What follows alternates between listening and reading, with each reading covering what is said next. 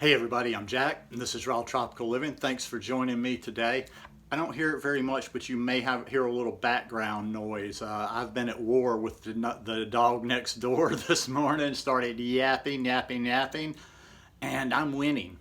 I'm winning with Slipknot, Pantera, and Marilyn Manson. I got a little pair of speakers. They're out on my carport where I've been doing tie-dye. They're directed right where they are.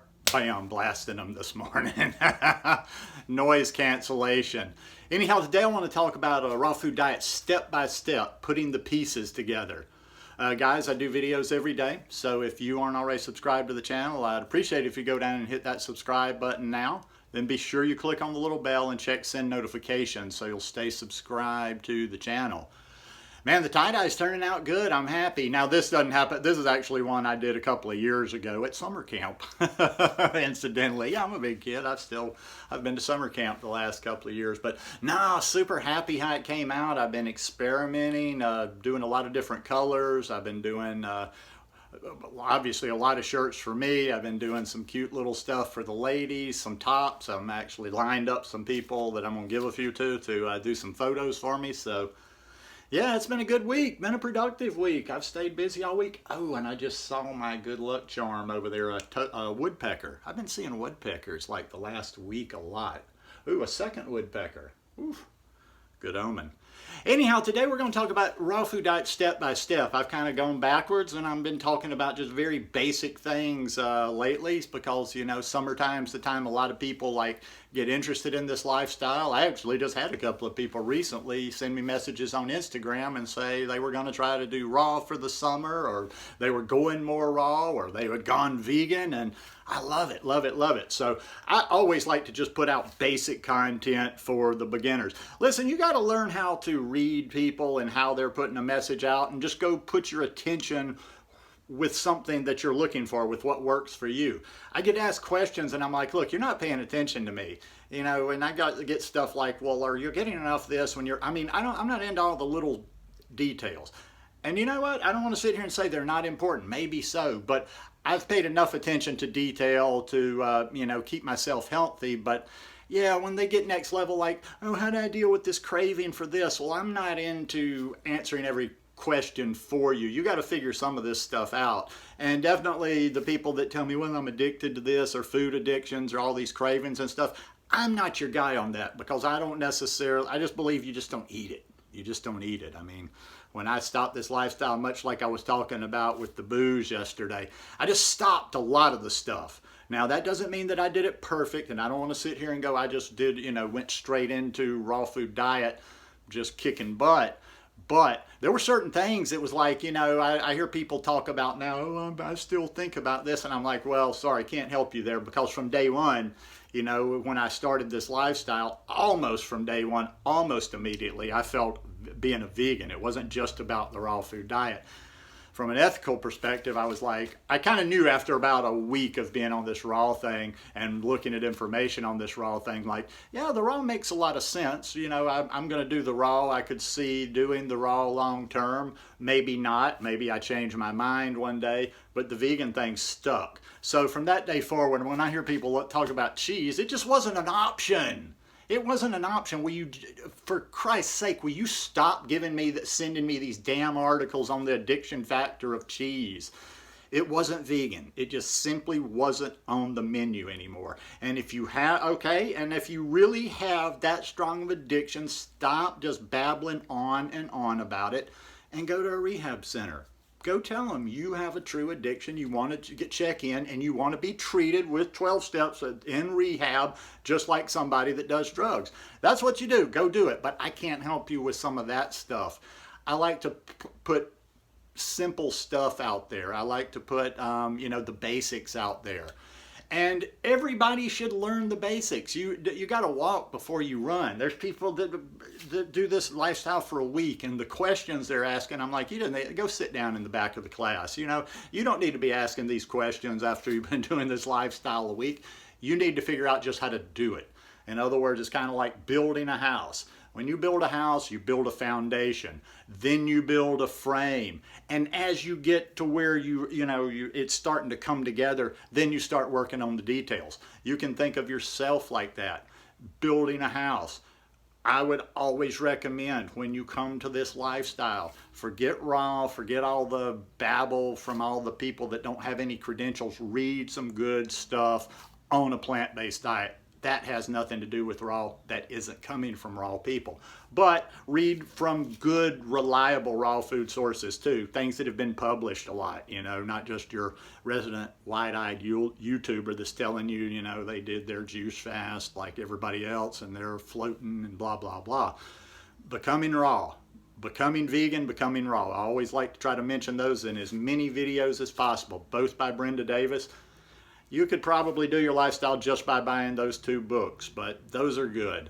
Dr. Greger, How Not to Die, Reversing and Preventing and Reversing Heart Disease by, oh God, I'm totally brain farting on that. I've got a lot going through my head.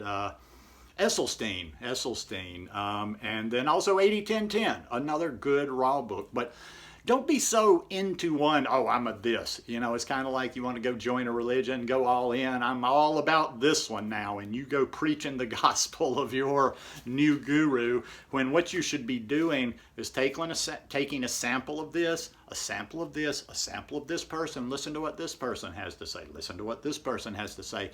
And figuring out how it's going to work for you. How's it going to work for you where you live? How's it going to work for you financially? You know, a lot of different factors like that. One of the first things to do is to clean up your environment as much as possible. You come to this lifestyle, you get rid of the bad stuff as much as possible. You know, people share space. Now, I'm not saying you can clear everything out of your house. Get rid of the stuff. Start eating fruit. Start eating fruit. Just start eating fruit and build on it. Eat some fruit for breakfast. Don't worry about this fanatical raw stuff if you're not staying raw all day. I'm so tired of hearing people just almost like I'm their priest and they're confessing to me like, man, I was doing so good, and then I eat some cooked food and they tell me what they ate, and I'm like, why are you beating yourself up over this? You've decided that this fully raw is some sort of you know, holy grail, the pinnacle, and I've got to get there at all costs. What's the hurry? What's the hurry? You don't have to go 100 miles an hour. Back off a little bit. Learn as you go. The thing is, think of this as a lifestyle. I know we say that all the time. It's gotten a little bit cliche, but when people first come to this, they still have the diet mentality, the way of doing it as a diet. I mean, it has to be very regimented. We have to eat like this. This is something we're going to be doing. It's a lifestyle. Hopefully it's something you're going to do the rest of your life. So you're not going to necessarily jump in, go from standard American diet to a raw food diet and find exactly what's working for you, exactly how you're supposed to eat 2 weeks or 3 weeks in. Unless you're an exceptional being and you know you have exceptional circumstances, there's probably going to be, it's going to be a winding road. It's going to be a bumpy road. So, you know, settle in for the ride, learn the basics, and you can hone things in later. I'd say a lot of times, you know, my methods are crude. I'm not using these fancy things. I'm just simple, crowd out the bad stuff with good. That's one of the simplest ways out there, just crowd out the bad stuff with good. Don't worry, you're not going to eat too much. If you're eating clean, you're not going to eat too much. I make myself, I have to remember to eat. As soon as I finish this video today, I'm not even hungry.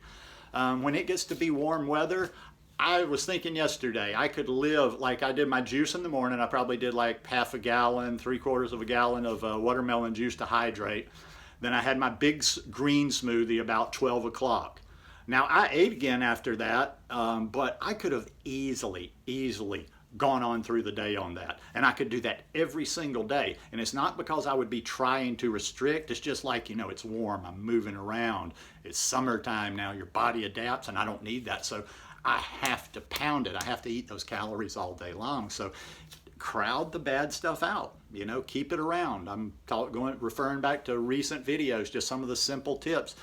Keep fruit cut up in your refrigerator. You know what I got again the other day? I got to get them out of the package from Amazon. I got some popsicle molds. I'm going to start making popsicles again. Great for the kids, great for you. Everybody loves popsicles. You're not too old for popsicles.